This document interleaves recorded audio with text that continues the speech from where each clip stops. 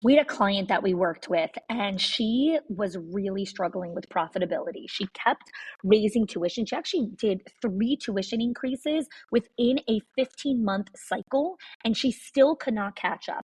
So I helped her work with our 6 money leaks in schools, and she only used 3 of the 6 money leaks and cut her expenses by 50%. 50.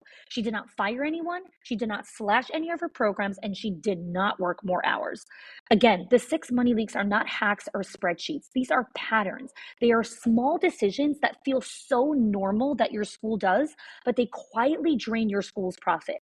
So if you've ever wondered why you're working so hard, but still not seeing the return, this is your first step to clarity. Click the link in the show notes and find out what it's actually costing you. Today, I have the privilege of sitting down with a close friend of mine, Sally Haughey. Sally is the founder and CEO of FairyDust Teaching. FairyDust actually started in 2010 as a space for Sally to blog out her thoughts and ideas. She was in a highly academic setting, and she still wanted to bring wonder into her classroom. From there, FairyDust expanded and grew and has cultivated a community of over 101 countries. Sally has authored several books, including The Wonder Art Workshop and Through the Child's Eyes. She's been producing dynamic play conferences and summits since 2014 and has offered hundreds of professional development hours through online professional development courses, through her Wonder-led certification program, and the Wonder League membership program. She has an exciting conference coming up called the Free to Play Summit. And in today's conversation, Sally and I talk about something that you probably have never heard before.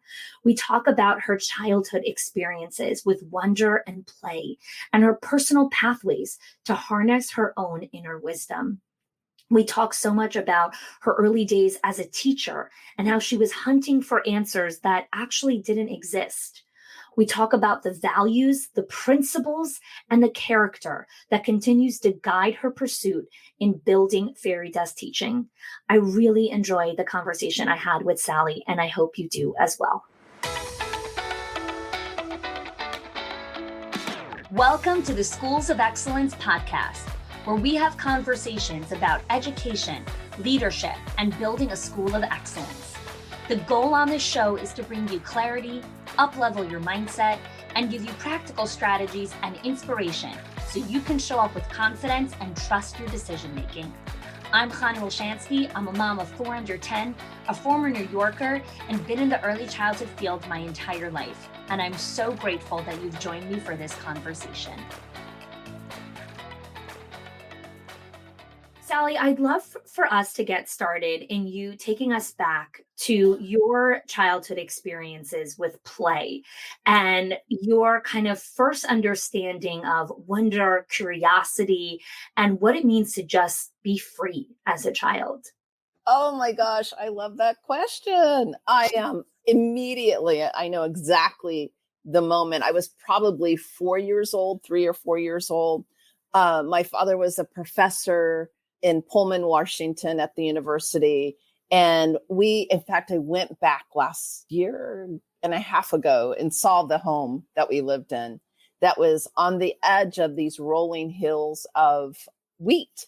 And I remember as a child roaming into those wheat fields and, into the trees. And it's so interesting because in those days, back in the 60s, parents let the children out the front door and into the backyard, my older siblings were playing around, but anyway, I remember going back there and I remember having the desire to create things like to make mud pies, to make, it was just rich. And one of the funniest things that happened is one time back in that wheat field, I hit a little hive of bees and got multiple stings. And it didn't daunt me from going back into like the freedom of it all. It was just this discovery. And luckily, I'm one of those people that bee stings don't bother, Yeah.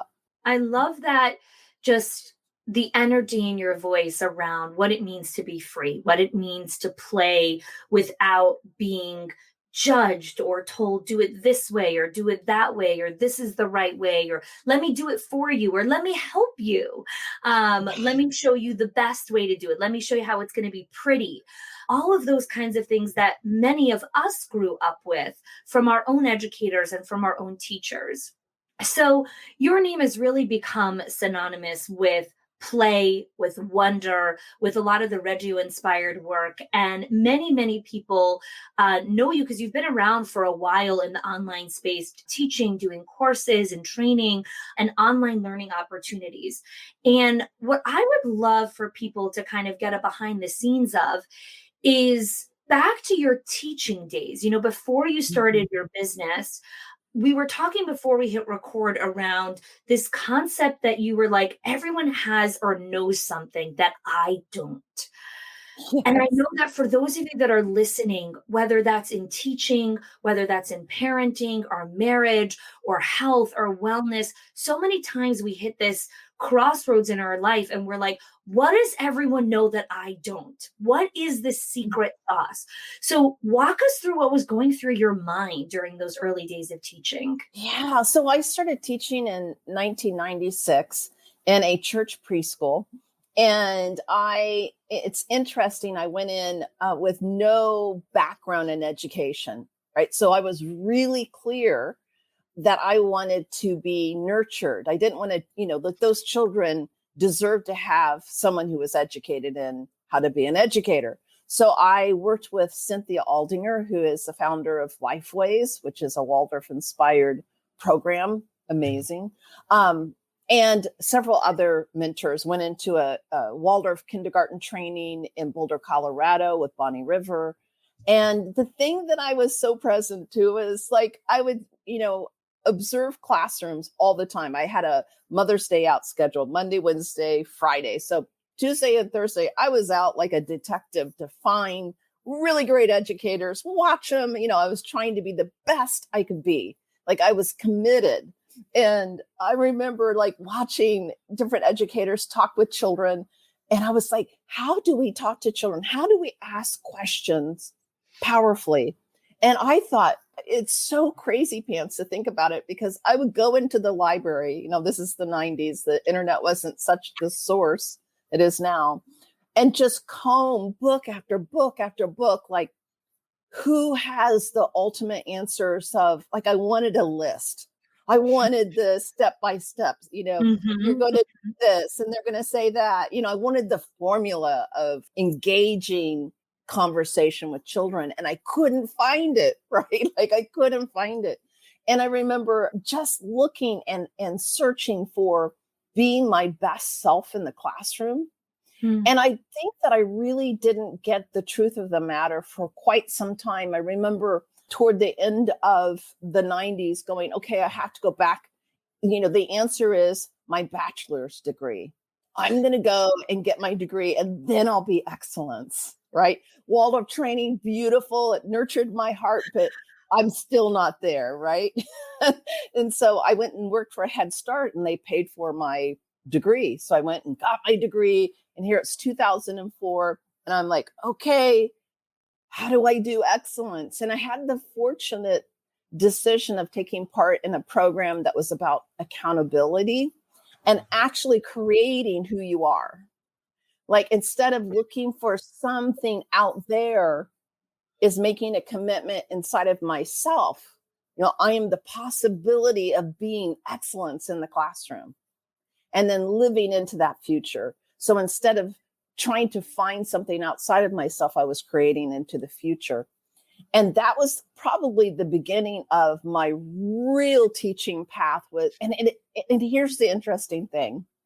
In my pursuit of being the best version of myself, it required that I began to be vulnerable and to really own my blind spots, to really own where I dropped the ball, to really own where I had conflicting commitments, and to begin to work with that as the material of life, right? Like not as, like life's challenges. Do they ever stop coming at you? No, they don't. And so excellence for me more and more and more, and it's interesting, was about being in the now and being responsible for who I was being in the now. And I'm still in pursuit of that. It's not like something that you all of a sudden master. And I think that's so much of what this podcast is about, in the pursuit of excellence. Something you said that really just sparked something in my mind around conflicting commitments. Many times we're in the pursuit of a bigger goal. We're in the pursuit of something that's larger than ourselves. We're in the pursuit of wanting something that feels unattainable in this moment. And as we try to go in that pursuit, whether that's learning how to be present and be intentional with children, whether that's about slowing down and pausing, whether that's about removing commitments from your plate so there's more space over here. Talk to us a little bit about what conflicting commitments meant for you as you started that journey. Well, the first one right off the bat was the balance of family and work. Mm. Because I walked into education driven from my own experience with my children. I had a complete investment in education. What did good education look like? Because of the failure of education for myself and my children. So I was like really fiercely engaged in that conversation of what does it look like, constantly looking.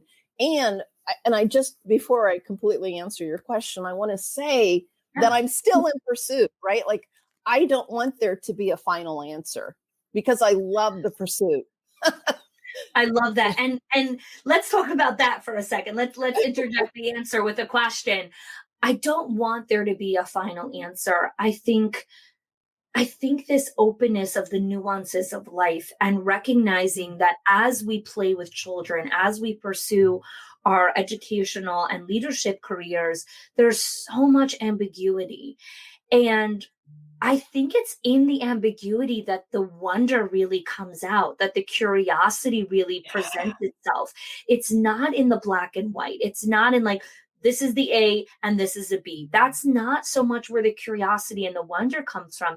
It comes from the uncertainty. It comes from the ambiguity. It comes from within the chaos. So I love the role model that you're being for young educators of, I don't want there to be a final answer. And I think the more that we fall in love with this process, not just helping the kids fall in love with the process, you're the leader. You fall in love with the journey. You fall in love with the process, and the children will follow your lead.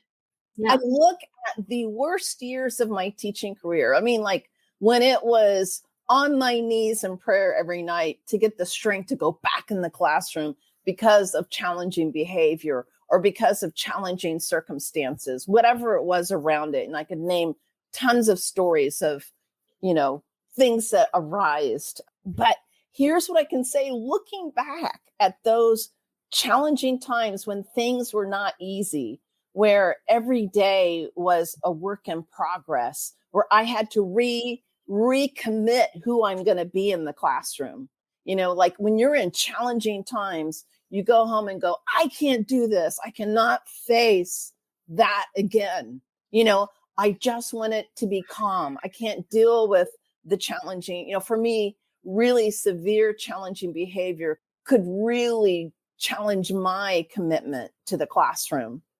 Because especially when they're behaviors, that behavior modification, all the techniques, all of the knowledge we know isn't going to work because it's something deeper and I'm not that expert. It's one of the top 3 drivers of burnout and people leaving the field is Yeah. the lack of skill for challenging behavior. And I think more than anything, it's the mindset around thinking that the one trick will fix this kid, or the one challenge and toolbox is now your classroom's going to be perfect, as opposed to recognizing, like what Sally was saying, there's no answer. You're constantly working on what's going to work for today and in this moment. And this is the thing that I look back at and celebrate having those challenges because they made me who I am today. Had I not had those challenges, I wouldn't have FairyDust Teaching. I wouldn't be able to speak to other educators with complete compassion. And all of those incredibly difficult days taught me something profound. I think every year that I had that, when I was on my knees, what I was always brought back to is this is a human being who deserves honor and respect. It's not easy. And what if it was my child and a teacher's like, I can't do this? It just means it's not going to look like the storybook classroom that year. It's going to look like an educator who's there committed to making the difference for these children. And interestingly, and I think this is like, if I had the space and time, I'd want to do research on it, right? Sure. Like always in the beginning of the year when it was going to be this way. And I had 3 definite years out of 25 that were that way. In the beginning, I'm resisting it. I'm in denial. I don't want it to go this way. I'm like, oh my gosh, I have a whole year like this. All the yadas in your head, right? And then as I come into acceptance and start inventing who I'm going to be in this classroom, so I'm going, okay, what am I standing for? So then I have to really bring my intentionality and my purpose, because then all decisions go through that. And I always had the value of honor and respect. So, those at first I'm not using them. And then all of a sudden, okay, let's get out of the stands and on the court. Because I really think when I'm in denial, I'm on the stands, looking like I really don't want to go down there. I don't want to get on the court. You mean I have to get on the court? No court, I don't want a court. No, thank you. No, thank you. But let's talk about this, Sally. We're like, I can't. I really want to talk about this for a moment. So if you're listening and you're a teacher, you're a director, you're an owner, what mom, whatever role you play, there are moments when we say, I can't. Mm-hmm. And I believe, like, when I have those moments when I'm like, I can't deal with this, what I'm really telling myself is, I can't deal with the situation that's different from the story that's supposed to play in my head. So the story that I've played in my head is that dinner is supposed to be, everyone needs to sit nicely using their utensils and napkins and passing the ketchup nicely. And everyone has their feet under the table and no one's banging the bar stools or any of that, right? That's the story in my head. And then when it looks different, I say, I can't.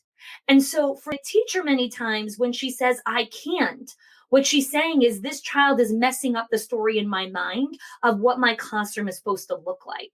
And so I'd love for you to talk about, how do we flip that script and come from a place of wonder and curiosity in those difficult moments?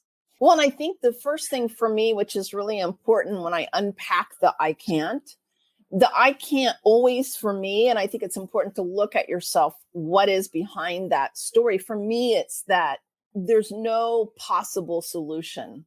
So the I can't is, I have this phenomenon happening in my classroom, and I'm going to have to adapt. I'm going to have to accept, and I'm going to have to restructure who I'm being. So, like I had a very impulsive, violent child one year, and that meant I had to change my practices, my routines, the way the class functioned to accommodate for him and to trigger him the least possible because of spatial needs, stimulus needs, all of those kinds of things. And when you have a way of being and all of a sudden you have to create a new way of being, that's a lot of energy and a lot of effort. So for me, the mindset switch, that curiosity switch, the wonder switch, honestly, it's, if not me, then who? Say it again. If not me, then who? This child, I can be the one. And I get teary-eyed now just saying it, because I think about so many children I've known that, through my children's friends, that, what if we had not taken a stand for them? What if a teacher hadn't taken a stand for them? That this is why I do what I do. Right here, this challenge is me answering the call. It really is. It's really why we're here, is to make the difference. And sometimes when it shows up, I really didn't mean it. It's like, I just want the fairy tale. I want to talk about how this mindset, these values, these core principles have really built the foundation of Fairy Dust, built the foundation of the programs you've created, the summits, the conferences that are coming up, all of the products that you've created are built around these core foundations. And so I'd love if you could speak to how that really anchors your creative and creation process in these events that thousands of educators come to every single year. Oh, I'm going to get really vulnerable and tell you what it's really, and even in the classroom, from the day I stepped into my first classroom. And this is really the ultimate mindset for me. This is my spiritual path. So I am an educator as a service to God, right? So I'm serving a higher power in this. And that's present in Fairy Dust as well. So my mantra is, am I being of service?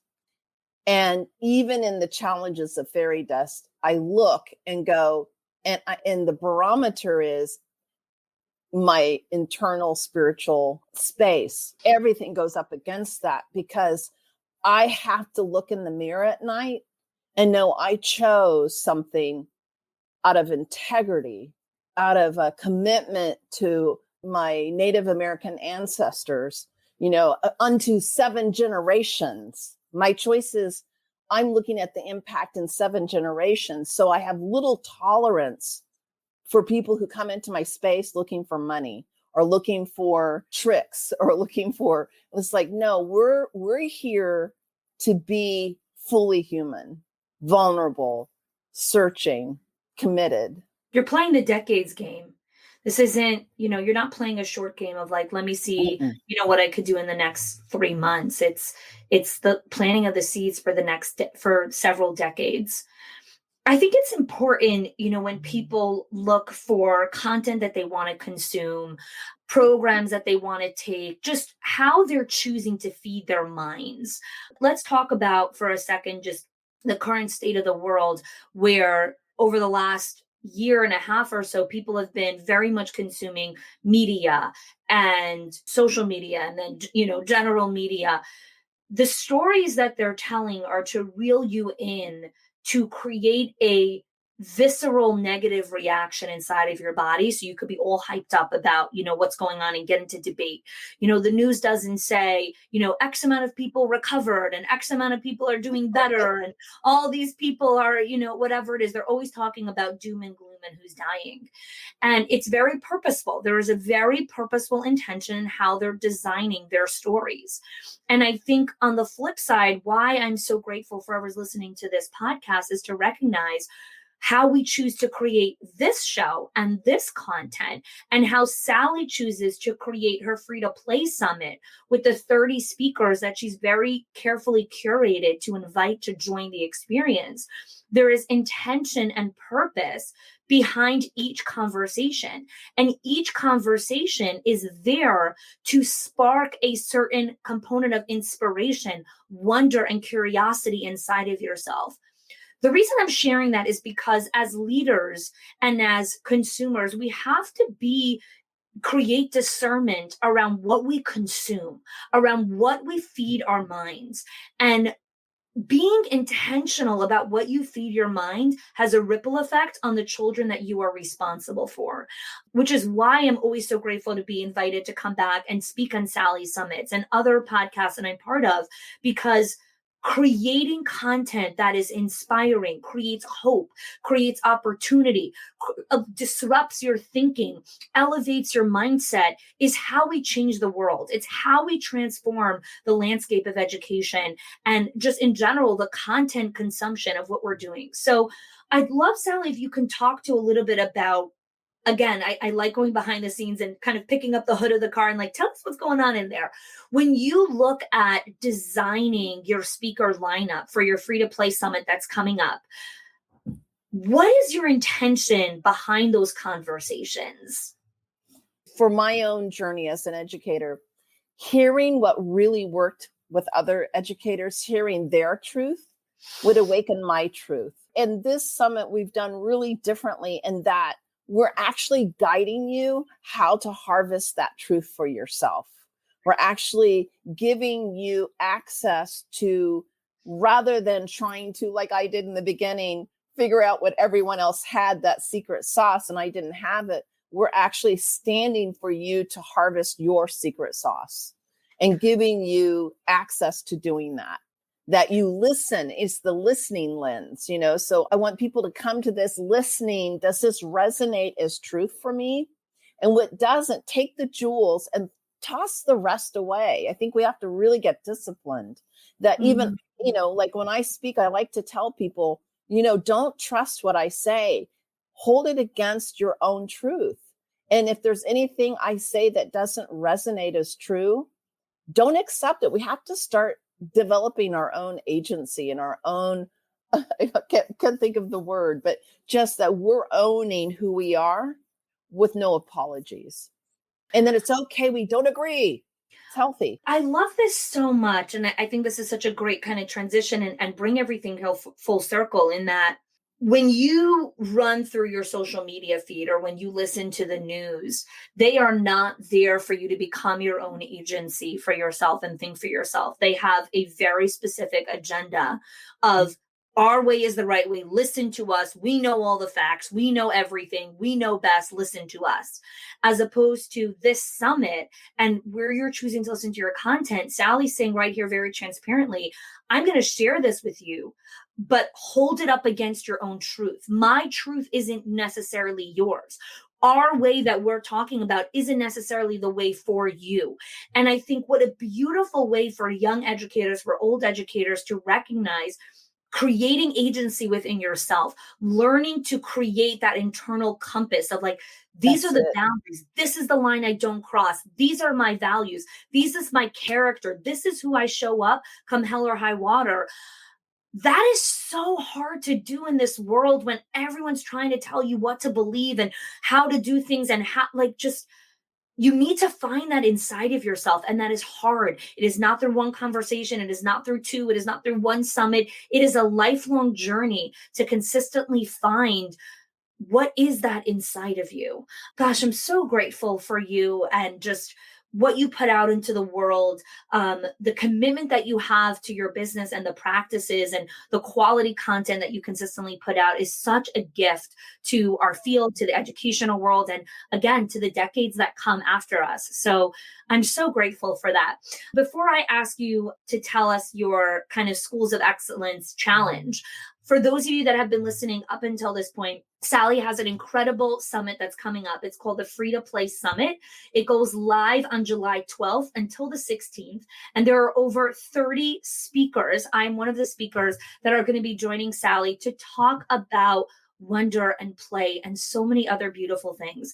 And so if you're really looking not just for tips and tricks and hacks, although we share a lot of those, if you're looking to consistently educate yourself, nurture your soul and your spirit and mind with beautiful and meaningful conversations, then please join us. Click the link in the show notes to sign up. We have all the information inside of there, and we look forward to seeing you there live. So, Sally, I'd love to hear from you. You gave us such a beautiful glimpse into your childhood, your early days as an educator, who you are as a business owner, the values that you've taken with you. What message do you want to leave for all our listeners here today? You're enough. You are enough. Never doubt it. You are enough. Everything you need, you have. And you're so worth it. And we'll leave with that. Thank you so much for joining us, and register. You can click the link in the show notes for the Free to Play Summit. If you are loving the Schools of Excellence podcast and have gotten any value out of it for your school, I would love if you can do two things for me. One, subscribe to the show so you never miss an episode. And two, can you please leave us a review? Reviews help other school leaders know that this is the place to learn how to build a school of excellence. And I would be so grateful if you can do that for us. Your help and support makes this show to be able to be listened by the thousands of other school leaders all around the world. Thanks so much for listening, for giving us your time and attention each and every week, and I appreciate that you have joined us.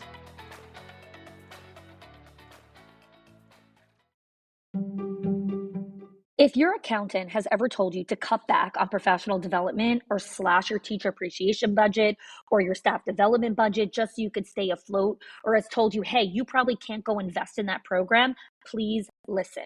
The problem is not that you're spending too much money on your people or yourself or your investment or your support system. It's that your school has invisible money leaks that are draining your profit, leaks that no spreadsheet will ever catch or accountant. So I created the 6 money leaks of schools that show you the 6 core areas that schools lose money every single month without realizing it. If you close even one of them, your profits will start to soar without sacrificing your team. Go get it now and stop blaming the things that are actually building your school.